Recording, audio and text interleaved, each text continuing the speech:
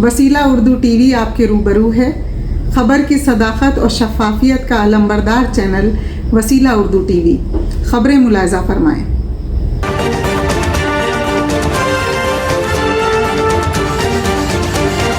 Tamil Nadu assembly में तीनों ज़रई कवानीन और CAA के खिलाफ तजवीज़ पेश की जाएगी। तमिलनाडु के वजीर आला M.K. स्टालिन ने मंगल को ऐलान किया है कि असेंबली के बजट इजलास में मरकज के तीनों ज़रई कवानीन और शहरियत तरमीमी एक्ट CAA के खिलाफ एक करारदाद मंजूर की जाएगी। गवर्नर के खिताब पर शुक्रिया की तहरीक पर बहस के दौरान मिस्टर स्टालिन ने कहा कि मरकज के तीनों ज़रई कवानीन को मनसूख करने पर जोर दिया गया है और कानून साज असेंबली के आइंदा इजलास में CAA के खिलाफ एक करारदाद मंजूर की जाएगी। मौजूदा इजलास में शुक्रिया की तहरीक के दौरान तजवीज़ों को नामंजूर नहीं किया जा सकता। उन्होंने बताया कि अगले माह होने वाले असेंबली के बजट इजलास में ज़रई कवानीन और CAA के खिलाफ तजवीज़ों को मंजूरी दी जाएगी। वाज़ेह रहे कि DMK ने मरकज में भारतीय जनता पार्टी BJP के ज़ेर क़यादत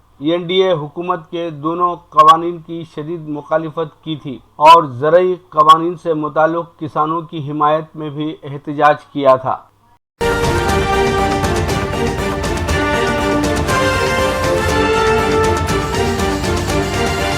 पाकिस्तान के ग्रे लिस्ट से निकलने में क्या इंडिया एक रुकावट है? पाकिस्तान के वजीर खारिजा शाह महमूद कुरैशी ने कहा है कि India financial action task force FATF के फोरम को सियासी मकासद के लिए इस्तेमाल करना चाहता है और इंडिया को इस फोरम के सियासी इस्तेमाल की इजाज़त नहीं मिलनी चाहिए। एक बयान में पाकिस्तानी वजीर खारिजा ने कहा है कि FATF एक तकनीकी फोरम है जिसे सियासी मामलात को उठाने के लिए इस्तेमाल नहीं होना चाहिए। ख्याल रहे कि पाकिस्तान ग्रे लिस्ट ममालिक में शामिल है और पाकिस्तानी हुकूमत FATF से रिलीफ की मुंतज़िर है, लेकिन वजीर खारिजा के इस बयान से मामलात पेचीदा नजर आ रहे हैं। 25 जून को FATF के प्लेनरी इजलास में ये तय किया जाएगा कि आया पाकिस्तान को ग्रे लिस्ट में बरकरार रखना चाहिए या नहीं। पाकिस्तान में कई माहिरीन और तज्जिया कारों की राय इस तरफ इशारा करती है कि पाकिस्तान को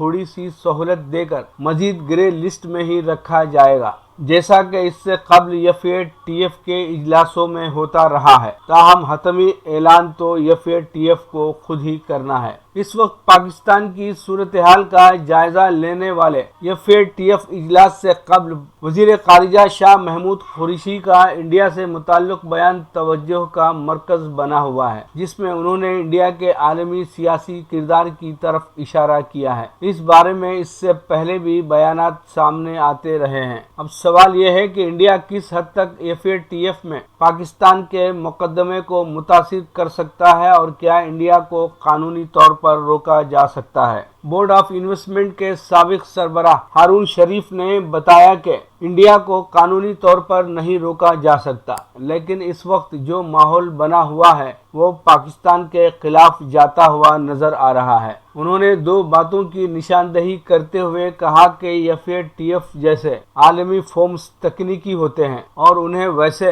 ही रहने देना चाहिए, क्योंकि ऐसा न होना FATF की अपनी साख के लिए सही नहीं है, वरना इदारों पर से एतबार उठ जाता है, जो कि हो रहा है क्योंकि सियासत इस्तेमाल हो रही है। एशिया पैसिफिक ग्रुप APG ने पाकिस्तान को अपनी दूसरी फॉलोअप रिपोर्ट में मजीद निगरानी की तजवीज़ दी थी, लेकिन इसके बावजूद इदारे ने पाकिस्तान की तरफ से सिफारिशात की तकमील को भी सराहा था। रिपोर्ट के मुताबिक इदारे ने फरवरी में होने वाले इजलास में पाकिस्तान को 3 अहम तरीन सिफारिशात की तकमील करने पर जोर दिया था, जिनमें दहशत गर्दों को सजा, इन मामलात की कानूनी चाराजोई और माली माविनत पर पाबंदियां शामिल हैं। इसी तरह इदारे ने पाकिस्तान से दहशत गर्दों की माली माविनत पर पाबंदी के कानूनी इतलाक का सबूत भी मांगा था। सबूत के तौर पर पाकिस्तान की वफाकी हुकूमत ने मई में रिपोर्ट जमा की थी, जिसमें 12 दहशतगर्द तंजीमों के खिलाफ कार्रवाई की तफसीलात मौजूद थीं।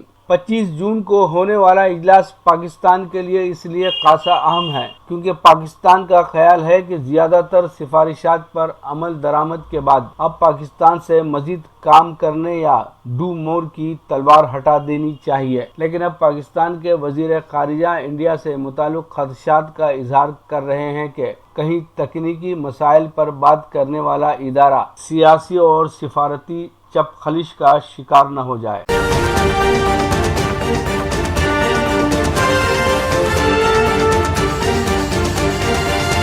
دبئی کی شہزادی لطیفہ کو آزادی ملنے کے آثار۔ دبئی کے حکمران کی صاحبزادی لطیفہ کی 2018 میں گرفتاری کے بعد سے عالمی سطح پر متعدد NGOs اور سماجی کارکنوں نے ان کی بازیابی اور انہیں آزادی دیے جانے کے مطالبے کی مہم چلائی تھی۔ انہی میں سے ایک فری لطیفہ کیمپین کے شریک بانی ڈیوڈ بائے نے لطیفہ کی انسٹاگرام پر نئی جھلکیاں دیکھنے کے بعد ایک بیان میں کہا، آخر کار ہمیں لطیفہ سفر کرتی اور زندگی انجوائے کرتی نظر آ رہی ہیں، جس سے ایسا معلوم ہوتا ہے کہ ان کے پاس ان کا پاسپورٹ ہے اور اب انہیں کافی حد تک آزادی میسر ہے۔ یہ سب بہت مثبت اشارے ہیں۔ 35 سالہ لطیفہ نے 2018 میں اپنے والد کی پابندیوں اور کنٹرول سے فرار ہونے کی ناکام کوشش کی تھی۔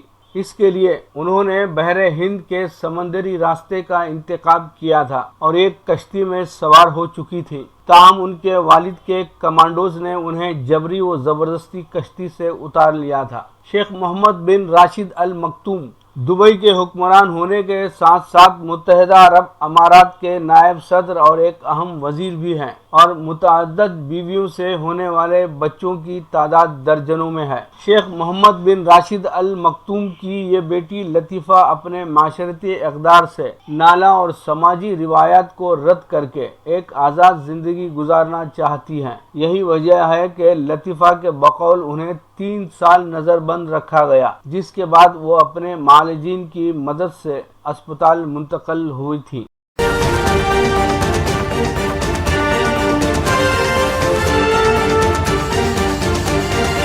مکتوب ریاض من جانب KN واصف سعودی عرب۔ گزشتہ برسوں میں سعودی حکومت 25 سے 30 لاکھ افراد کے لیے حج کا انتظام کیا کرتی تھی، لیکن کورونا وبا کے پیش نظر پچھلے سال صرف 1000 اور اس سال 60,000 عازمین کو حج کی اجازت دی جا رہی ہے۔ کورونا وبا کی وجہ سے امسال کے حج انتظامات کا باریک بینی سے جائزہ لیا جا رہا ہے۔ حج و عمرہ قومی کمیٹی نے اس سال کے انتظامات کی تفاصیل جاری کی ہیں جو اس طرح ہیں۔ سعودی عرب میں مقدس مساجد کے انتظامیہ نے اس سال حج سیزن کی تیاریاں مکمل کر لی ہیں۔ نائب وزیر حج و عمرہ ڈاکٹر عبدالفتاح مشات نے حج تیاریوں کا جائزہ لینے کے لیے مشاعر مقدسہ منا، عرفات اور مزدلفہ کا دورہ کیا۔ وزارت حج و عمرہ زائرین کو مناسک حج کی ادائیگی آسان اور محفوظ بنانے کے لیے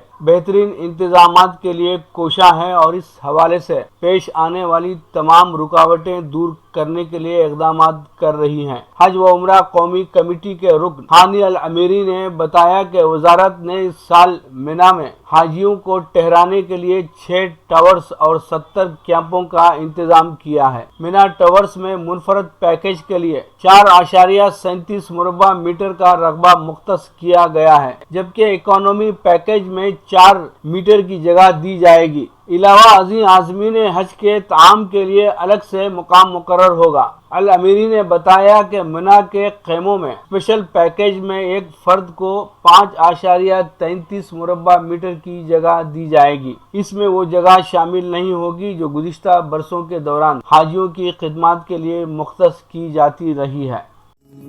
لیجیے اب پیش ہے ہمارا پروگرام وقفہ ادب۔ وقفہ ادب میں غفران امجد کو سماعت فرمائیے گا۔ حضرات، وسیلہ ٹی وی کے شکریہ کے ساتھ ایک چھوٹی سی نظم حاضر کرتا ہوں۔ ابھی آئینہ مزمحل ہے، ابھی آئینہ مزمحل ہے، ابھی کچھ خراشیں ہیں چہرے پہ میرے، अभी आईना मुज़महिल है, अभी कुछ खराशें हैं चेहरे पे मेरे, अभी वक्त के सख्त नाखून की यादें सताती हैं मुझको, डराती हैं मुझको। मियाँ मोम ख्वाबों की मेरे पिघलती न कैसे, मेरी समत सूरज उछाला गया था, मेरी समत सूरज उछाला गया था।